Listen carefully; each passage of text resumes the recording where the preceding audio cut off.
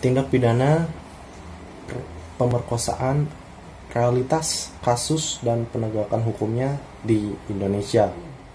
Berbagai kasus pelecehan seksual dan juga pemerkosaan di Indonesia semakin marak terjadi.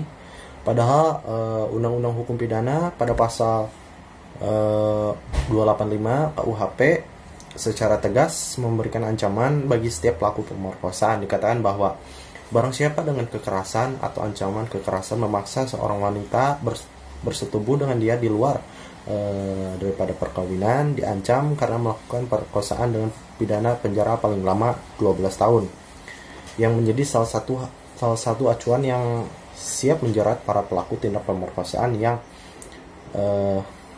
tentunya merebut mahkota penting bagi perempuan.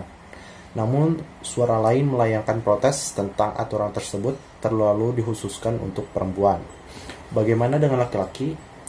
Beberapa kasus hangat yang dibicarakan di Indonesia, tentunya perempuanlah yang jadi korban dan menjadi momok menekan bagi perempuan lain.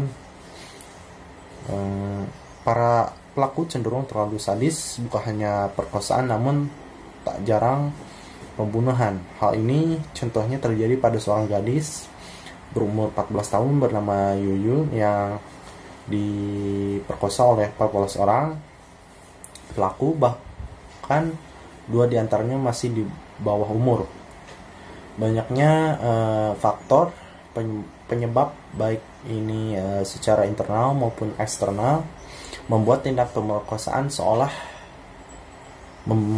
membabi buta, tak memandang derajat, pendidikan, ekonomi, umur, bahkan jabatan tinggi sekalipun.